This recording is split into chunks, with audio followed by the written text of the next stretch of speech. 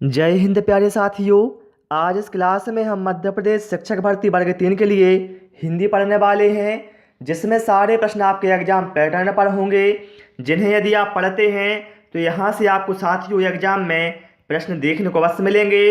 इसलिए आप सभी से रिक्वेस्ट है मेरी, वीडियो कंप्लीट देखें, और यदि आपको किसी भी क्वेश्चन का आंसर पता है पहले से तो हमें कमेंट करके अवश्य बताएं। तो चलिए भाई शुरू करते हैं हम प्रश्न क्रमांक 1 से।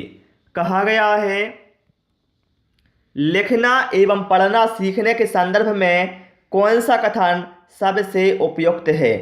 ऑप्शन है, पढ़ना सीखने की तुलना में लिखना सीखना जटिल है, लिखना सीखने की तुलना में पढ़ना सीखना जटिल है, दोनों कौशल एक एक करके सीखे जाते हैं, या फिर लिखना और पढ़ना सीखना समान रूप से अंतः संबंधित है। तो डियर साथियों, यहाँ पर जो राइट आंसर हमारा है वो ऑप्शन डी के साथ चला जाएगा। लिखना और पढ़ना, एक सीखना, ये दोनों ही समान रूप से अंतः संबंधित हैं। ओके, चलिए भाई प्रश्न क्रमांक 2 पर आते हैं। पहली कक्षा में प्रवेश लेने से पहले आमतौर पर बच्चे पठन लेखन में दक्ष होते हैं। भैया पहली कक्षा में प्रवेश लेने से पहले वो पठन लेखन में दक्ष नहीं होते। भाषा के व्याकरण के नियम जानते हैं? बिल्कुल नहीं।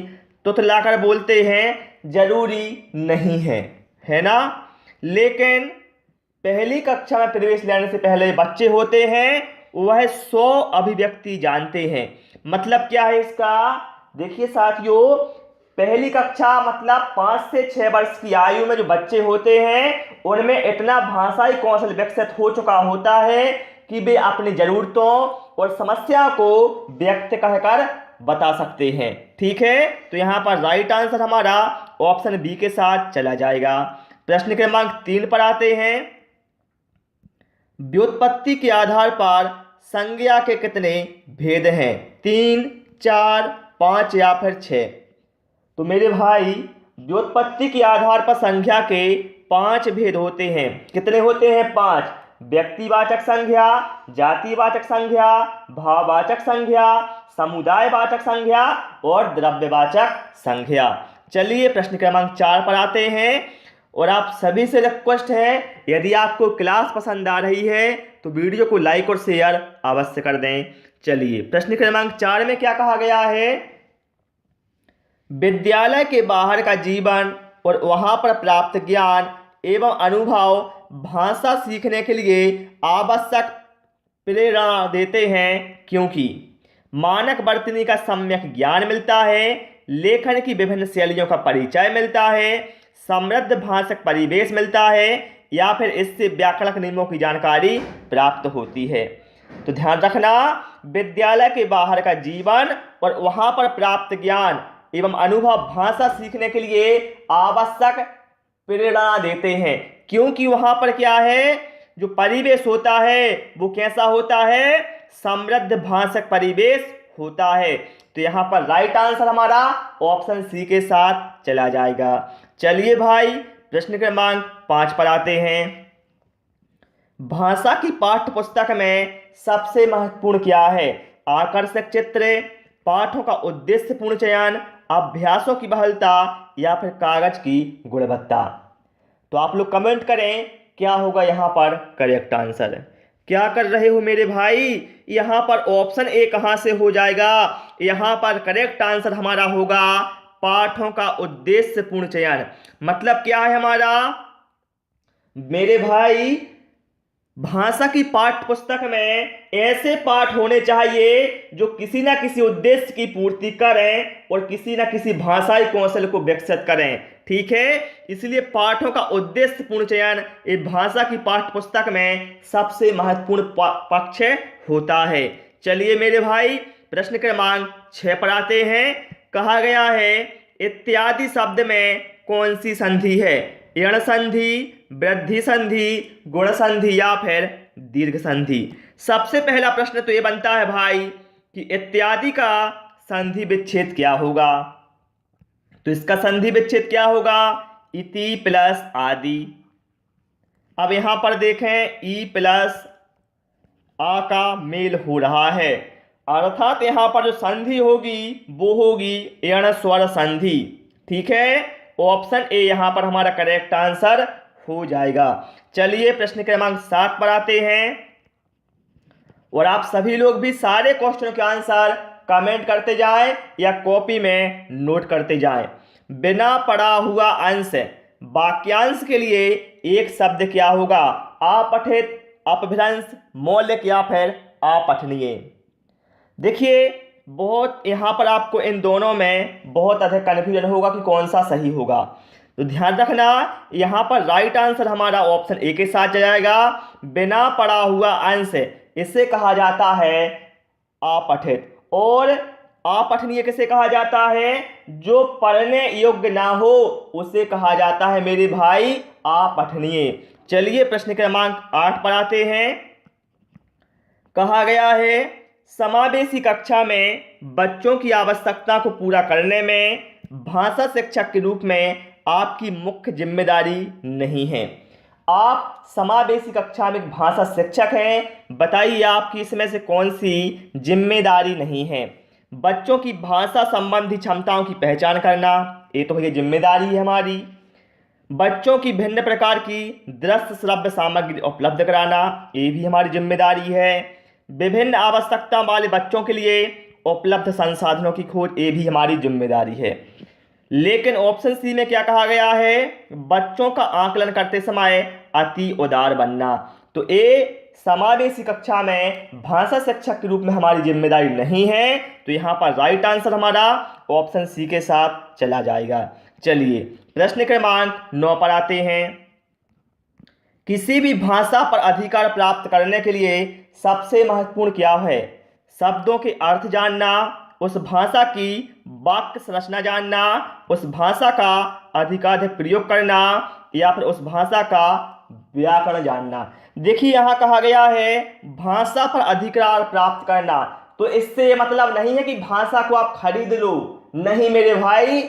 इसका अर्थ ये है कि आप उस भाषा में निपुण हो जाएं। क्या हो जाए? निपुण हो जाएं। तो इसके लिए क्या करना है आपको?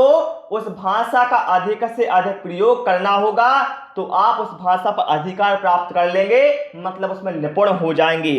तो यहाँ पर राइट आंसर हमारा ऑप्शन सी के साथ चला जाएगा। ठीक है, चलिए प्रश्न क्रमांक 10 पर आते हैं। हिंदी के शब्दों का लिंग निर्धारण किसके आधार पर होता है? बताना है हिंदी के शब्दों का लिंग निर्धारण किसके आधार पर होता है? प्रत्यय, संज्ञा, क्रिया या फिर सर्वनाम। तो यहां पर करेक्ट आंसर हमारा ऑप्शन सी के साथ चला जाएगा। शब्दों का लिंग निर्धारण क्रिया के आधार पर होता है। जैसे मैंने आपसे कहा मैं जा रहा हूं, तो इससे क्या हो रहा है प्रतीत? रहा हूं मतलब क्या है? यहां पर क्या है? जा रहा हूं मतलब इस क्या है? पुल्लिंग। और यदि होता यहां पर मैं जा रही हूं तो क्या होता? स्त्रीलिंग। तो इससे क्लियर हो गया कि लिंग निर्धारण कैसे होता है? क्रिया के आधार पर। यहां पर राइट आंसर हमारा ऑप्शन सी के साथ चला जाएगा। चलिए प्रश्न क्रमांक 11 पर आते हैं। कारक के कितने भेद होते हैं? 7, 8, 9 या फिर 10? तो कारक के भेद होते हैं मेरे भाई 8। अब आप कहोगे कौन कौन से होते हैं, तो नाम भी सुन लो। कर्ता कारक, कर्म कारक, कर्ण कारक, संप्रदान कारक, अपादान कारक, संबंध कारक, अधिकरण कारक और संबोधन कारक। तो इस तरह से 8 कारक होते हैं। चलिए प्रश्न क्रमांक 12 पर आते हैं। भाषा अर्जित करने की स्थिति में बच्चे भाषक नियमों को स्वाभाविक रूप से रटते हैं। भैया रटने की बात तो होती ही नहीं, ठीक है?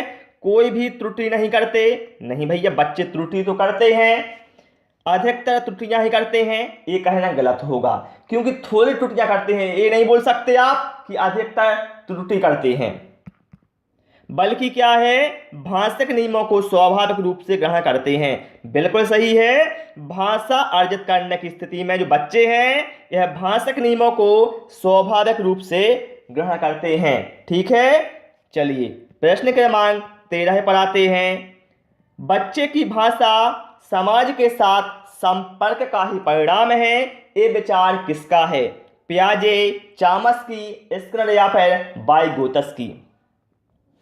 तो मेरे भाई ये विचार है वाइगोत्स्की जी का कि बच्चे की भाषा समाज के साथ संपर्क का ही परिणाम है। ठीक है, चलिए मेरे भाई प्रश्न क्रमांक 14 पर आते हैं। देखते हैं क्या कहा गया है। जो अच्छे कुल में उत्पन्न हुआ हो, इस समूह के लिए एक शब्द क्या है? जो अच्छे कुल में उत्पन्न हुआ हो, इसके लिए एक शब्द क्या होगा? इसके लिए एक शब्द होगा कुलीन। क्या होगा? कुलीन। ठीक है, अब इनको भी जान लो।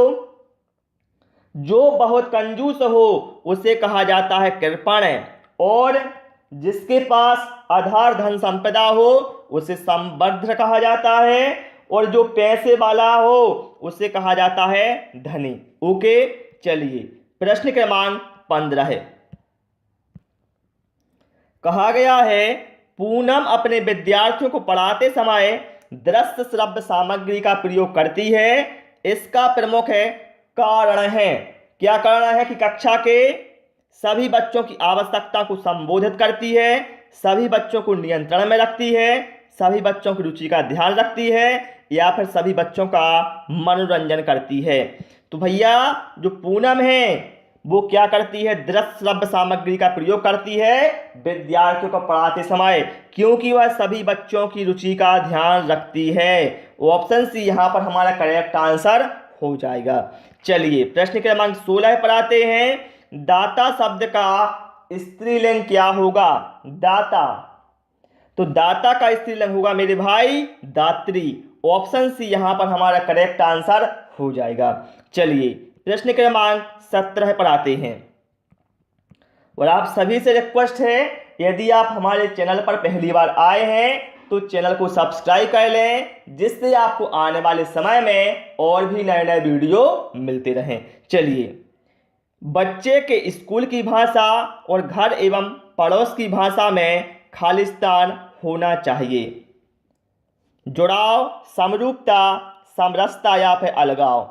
ध्यान रखना साथियों, बच्चे के स्कूल की भाषा और घर एवं पड़ोस की भाषा है, इन दोनों में समरूपता होनी चाहिए। ठीक है, क्या होनी चाहिए? समरूपता होनी चाहिए। समरूपता मतलब क्या है? समान रूप या फिर एक समान रूप। ओके, चलिए प्रश्न क्रमांक 18 पर आते हैं। वर्णों के उस समूह को जिससे कोई निश्चित अर्थ निकलता है उसे क्या कहा जाता है? शब्द, वर्ण, वर्ण समूह या फिर वक्तव्य? तो इसे कहा जाता है, ऑप्शन ए यहां पर करेक्ट आंसर हमारा हो जाएगा।